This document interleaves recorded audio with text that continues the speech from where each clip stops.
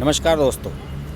पश्चिम बंगाल के चुनाव को लेकर आपने ममता बनर्जी का एक बयान कहीं पढ़ा होगा, जिसमें उन्होंने अमित शाह पर झूठ बोलने का आरोप लगाया है। और उसके बारे में ममता बनर्जी ने ये कहा है कि पहले 3 चरणों का जो चुनाव हुआ है 91 सीट्स पर, उनमें बीजेपी 25 से ज़्यादा सीटें नहीं जीत सकती। ये ममता बनर्जी ने खुद कहा है कहीं, यानी कि लगभग 1/3 सीटें बीजेपी पहले 3 चरणों की ममता बनर्जी के अनुसार जीत रही है। और अब 10 तारीख को मतदान हो रहा है चौथे चरण में 44 सीटों पर। इसके लिए प्रचार अभी ख़त्म हो चुका है, बाकी राउंड्स का प्रचार अभी जारी है। और चौथे चरण का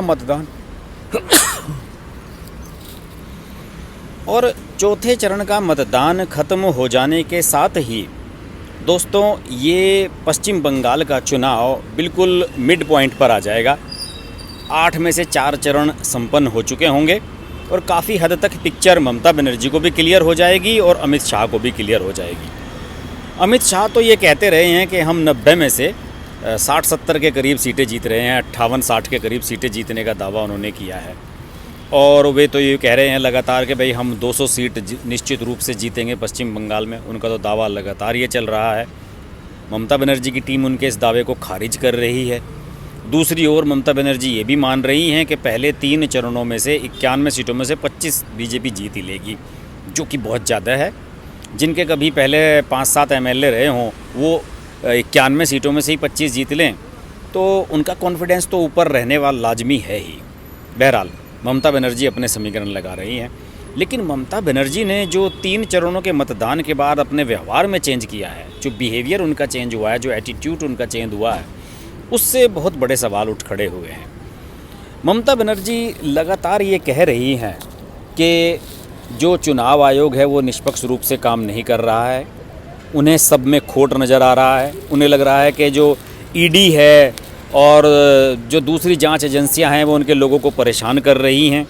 इसके अलावा उन्हें ये भी लग रहा है कि जो वहाँ पर CISF CRPF ये जो जवान वहाँ पर तैनात हैं चुनाव संपन्न कराने के लिए, ये सारे के सारे अमित शाह और नरेंद्र मोदी के एजेंट हैं। और जिस भी बूथ पर ये तैनात होते हैं, ये TMC के जो वोटर्स हैं उन्हें अंदर नहीं जाने देते और केवल बीजेपी के वोटर्स को जाने देते हैं। ऐसा कुछ ममता बनर्जी कह रही है।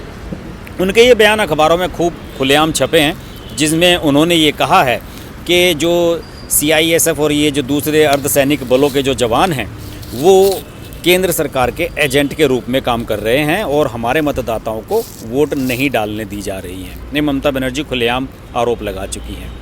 इसके अलावा उन्होंने एक बयान ये दिया था कि सारे मुसलमान एकजुट हो जाएं, क्योंकि अगर आप लोग बट गए, यानी कि आपने ISF, कांग्रेस या फिर वाम दलों को वोट दे दिए, तो फिर बीजेपी आसानी से जीत जाएगी। इसलिए आपको बटना नहीं चाहिए और आप केवल ममता बनर्जी की पार्टी TMC के प्रत्याशियों को ही वोट करें। ये खुद ममता बनर्जी ने बयान दिया था।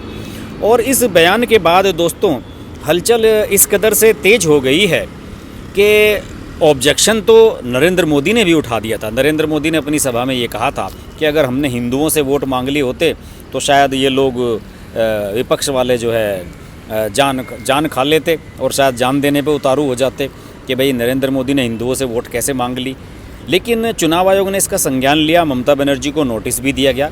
इसके अलावा जो केंद्रीय अर्धसैनिक बलों पर ममता बनर्जी ने पक्षपात का आरोप लगाया है, उसको बीजेपी का एजेंट बताया, उन्हें बीजेपी के कार्यकर्ता बता डाला।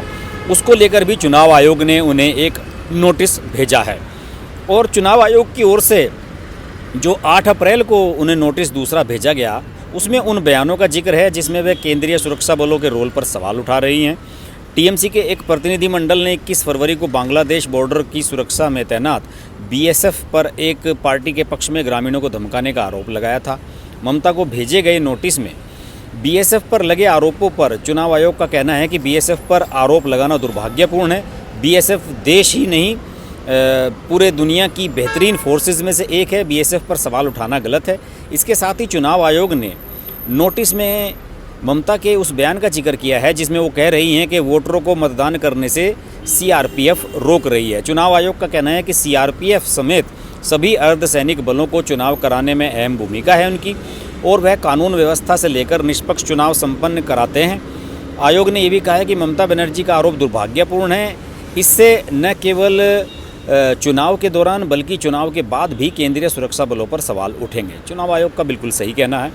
उनका ये भी कहना है कि ममता का बयान चुनाव आचार संहिता के साथ ही आईपीसी की धारा 186, 189 और 505 का उल्लंघन है। तो ये ममता बनर्जी से ये कहा है कि वो 10 अप्रैल को दिन में 11 बजे तक इसका जवाब दें, और अगर ममता बनर्जी जवाब नहीं देती है तो उनके खिलाफ कार्रवाई भी हो सकती है। बहरहाल वो कुछ ना कुछ जवाब दे ही देंगी। और उन्होंने ये कहा कि वे अपने बयान पर कायम हैं और मैं उन लोगों के खिलाफ अपनी लड़ाई जारी रखूंगी जो बंगाल को धर्म और संप्रदाय में बांटना चाहते हैं। यानी कि ममता बनर्जी मानने वाली नहीं है। बहरहाल अमित शाह भी प्रचार के सिलसिले में पश्चिम बंगाल में हैं और उन्होंने 9 तारीख को अपने प्रचार के दौरान खुलेआम कहा। उन्होंने ये कहा कि उन्होंने जो इस बयान पर भी अमित शाह ने नाराज़गी जताई कि अर्धसैनिक बलों की भूमिका पर जो ममता बनर्जी सवाल उठा रही हैं वो बिल्कुल गलत हैं, और उन्होंने ममता बनर्जी को इसके लिए कटघरे में खड़ा किया। अमित शाह ने कहा कि ममता बनर्जी को मुस्लिम वोट खिसकने का डर सता रहा है, यही कारण है कि उनके चेहरे पर बौखलाहट साफ दिखाई दे रही है। इसके अलावा उन्होंने अमित शाह ने बंगाल के उन वोटर्स का भी धन्यवाद दिया जिन्होंने पहले 3 राउंड्स में उनको वोट दिए हैं। उन्होंने ये कहा कि राज्य की जनता का अपार समर्थन मिला है हमें। 3 चरण में हुए चुनाव में हम 63 से 68 सीटों पर जीत हासिल और करना जा रहे हैं। इसके अलावा अमित शाह ने ये भी कहा कि जिस तरह की टिप्पणी ममता बनर्जी ने सुरक्षा बलों के लिए की है, मुझे आश्चर्य है कि कोई राज्य की मुख्यमंत्री या राजनीतिक दल का अध्यक्ष ऐसा कह सकता है कि सीआरपीएफ आपको घेराव करे तो रोक लो। ममता बनर्जी ये क्या कहना चाहती हैं? लोगों को अराजकता की ओर ले जा रही हैं, शांतिपूर्ण चुनाव नहीं चाहती हैं वे। इसके अलावा उन्होंने ये भी कहा कि वो प्रदेश में पिछड़ेपन के लिए जिम्मेदार हैं, जो अमित शाह कहते रहे हैं ममता बनर्जी के बारे में कि विकास नहीं हुआ है पश्चिम बंगाल में, सब चीज़ें तो वो कहते ही रहते हैं। लेकिन ममता बनर्जी ने 2 बातें कहकर अपने आप को सवालों के कटघरे में तो दोस्तों खड़ा कर ही लिया है। सबसे पहला सवाल वही जब उन्होंने कहा कि मुसलमानों केवल मुझे ही वोट देना, किसी और को वोट मत देना। इसके अलावा अर्धसैनिक बलों पर को ये कहना कि ये बीजेपी के लिए काम कर रहे हैं। ये तो इस तरह के बयान तो आज तक किसी भी स्टेट के चीफ मिनिस्टर के या नेता के मैंने सुने नहीं हैं। अमित शाह बिल्कुल सही कह रहे हैं। और ममता बनर्जी की ये नर्वसनेस अब ये दिखा रही है कि जब वो 3 चक्रों में ही ये मान रही हैं कि 25 सीटें आ रही हैं और अब चौथा राउंड भी जब हो जाएगा तो उसके बाद मुझे लग रहा है कि 40-50 सीटें वो मान लेंगी कि बीजेपी की आ रही हैं, तो फिर 8 राउंड में तो 100-150 सीट बीजेपी की ममता बनर्जी के अनुसार ही आ रही हैं। ममता बनर्जी का अगर आंकड़ा मान लें तो उन्हीं के हिसाब से 100 सीट तो आराम से बीजेपी की वैसे ही आ जा रही हैं। यानी कि वो ये मान रही हैं कि बीजेपी एक बड़ी ताकत के रूप में यहाँ उभर रही है। और अगर अमित शाह जो कि अपनी पार्टी के चुनाव को लीड कर रहे हैं, वो खुद अपने मुंह से ये कह देते हैं कि भाई हमारी 200 सीटें आ रही हैं, तो इसमें वो क्या गलत कह रहे हैं जब ममता बनर्जी ही 100 सीट उनकी मान ले रही हैं। प्रशांत किशोर तो पहले ही कह चुके हैं कि बीजेपी डबल डिजिट में नहीं जाएगी, मतलब 99 से पार नहीं जाएगी। यानी कि प्रशांत किशोर ने भी मान लिया कि 99 सीटें तक आ सकती हैं बीजेपी की, और ममता बनर्जी भी मान रही हैं कि 100 सीटें तक आ सकती हैं। तो फिर सरकार बनने में बीजेपी के कोई दिक्कत किसी को नज़र आ रही है क्या?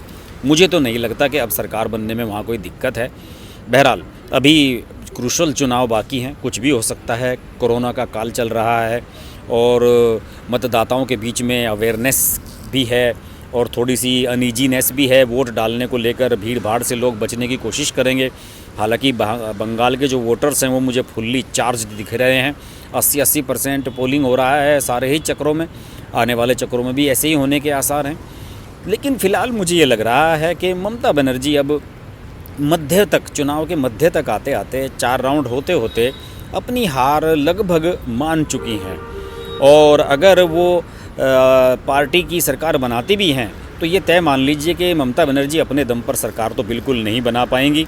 उन्हें कांग्रेस, आईएसएफ, वाम दलों इनके सामने गिड़गिड़ाना पड़ेगा। अभी भले ही वो ये कह रही हों कि आप विरोधियों को वोट मत दें, मुसलमानों सिर्फ मुझे ही वोट दें, लेकिन बाद में इन सब के मुसलमानों की जो पार्टी है आईएसएफ, हो सकता है कि उनके भी पैर पकड़ने पड़े दीदी को। बहरहाल हम तो चुनाव पर नज़र बनाए रखेंगे, चर्चा होती रहेगी। आप देखते रहिए हर्ष की बात लाइव। नमस्कार। अगर आपको हमारी वीडियो पसंद आई तो वीडियो को लाइक करें, चैनल को सब्सक्राइब करें और नोटिफिकेशंस के लिए बेल आइकन को प्रेस करें।